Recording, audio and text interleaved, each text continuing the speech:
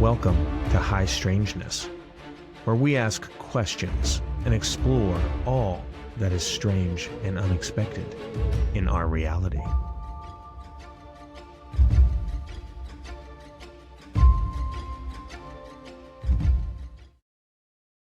Behind every myth lies a truth, and today we're talking to someone who confronts the unexplained, the eerie, to most of us, every day firsthand. This is the Exorcist's story. My ministry is a traveling ministry because I travel out to people from everywhere. See these wrinkles on my forehead? These are stress. I have a road map on my forehead from stress, and it's from being immersed in the problems and the sufferings of people each and every day of my life. And I don't regret it at all. I thank God and praise God for choosing me to do it. But just the same, if not for His protection and His empowerment over these things, I wouldn't even be here. I'd either be in a mental institution or I wouldn't be on the earth at all. When it starts with these, I call them parlor tricks, where you might see a manifestation, you hear a noise, something moves, you hear a voice or whatever. These are all little tricks designed to get the person into a state of fear. So when the devil gets a person into a state of fear, he's lowering the frequency and vibration. And when the person's frequency and vibration is lowered, they're wide open and vulnerable for demonic attack. So fear is the number one tool of the devil. He will use a cavalcade of other things that work in conjunction with the fear, including could be confusion, could be anger, could be rage, depression, all these types of things. They all intermingle and interlock and intertwine with each other. And when that takes place, it just continues to lower the person. So as the person lowers and diminishes, those demonic forces that were sent will increase now because they're feeding off of the power and lack thereof of the target. And so I've seen this countless times. And so I always stress to people that it is very important to trade the fear for the faith. I call it warrior mode.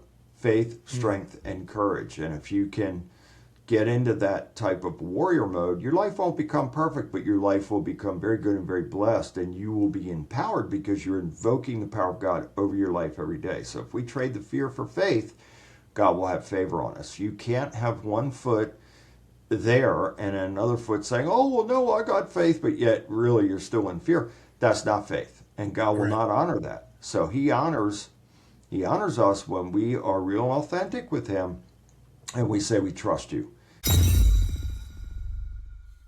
I tell people all the time, we have to stay in the center lane. If you veer too far one way or the other, you're going to be in trouble. And there are people who think that they could do certain things and they're not going to be affected by it. That's a lie. Because if you do certain things, it invokes certain spirits over whatever those, especially if it's drugs and alcohol. So if it's alcohol, it's the spirits of alcohol. If it is drugs, it's the spirits of pharmakia, sorcery.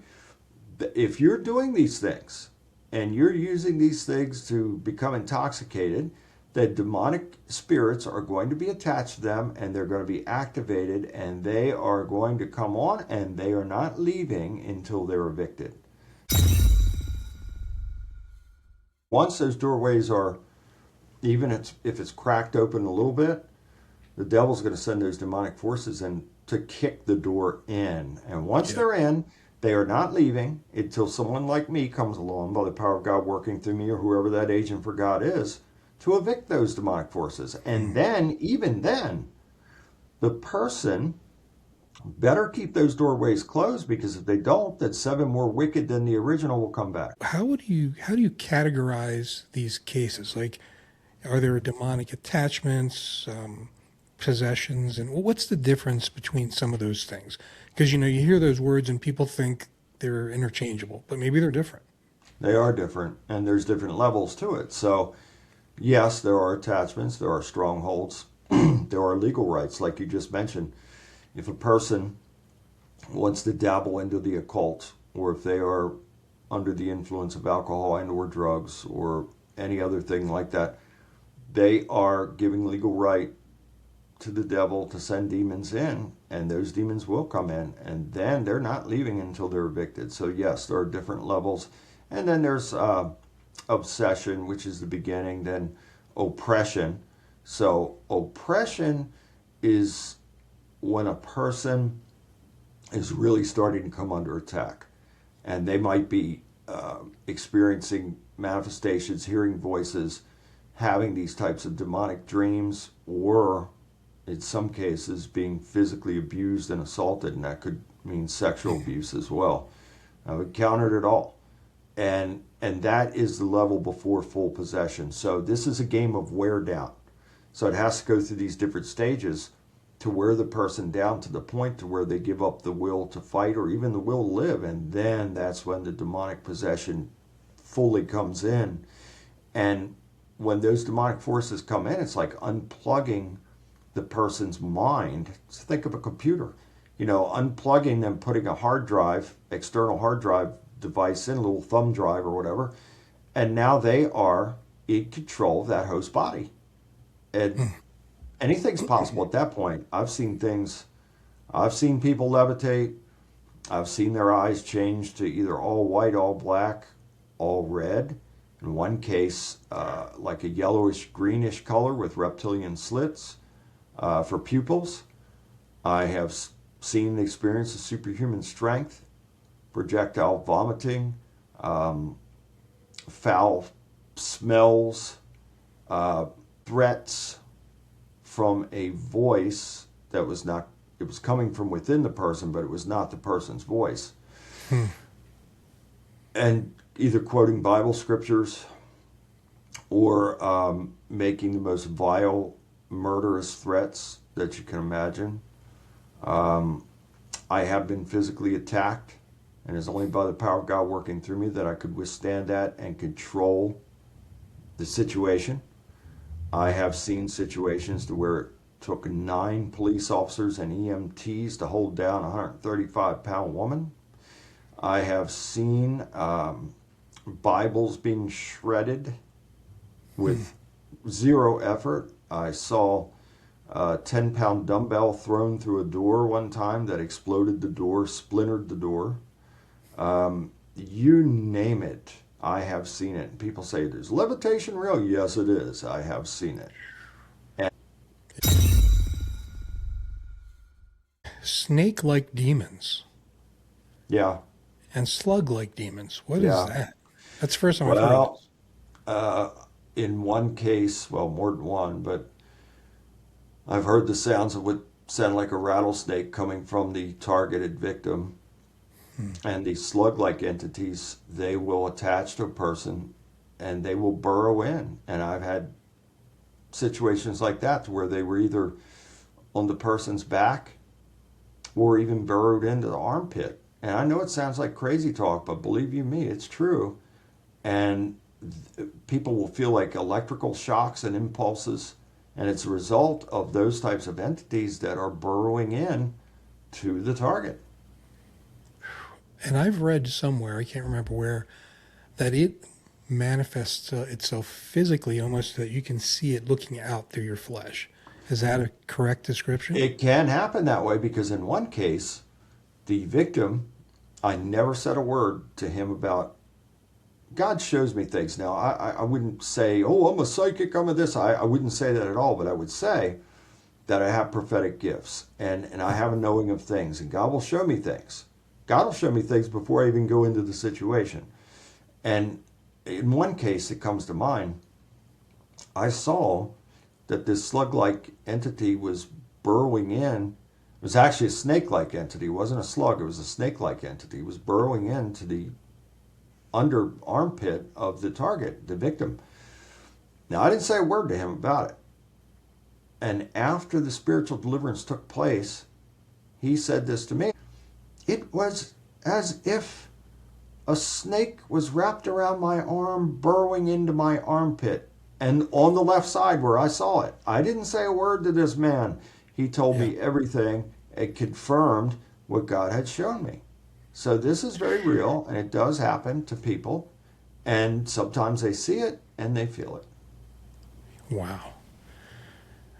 goat-like demons. Yeah.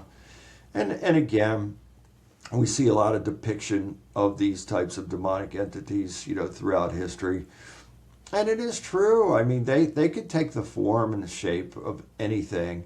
And I believe it's all designed to put the target, in that level of fear. So if you could take whatever shape it may be, if that could cause the highest amount of trauma and fear to the target, then they're accomplishing their mission.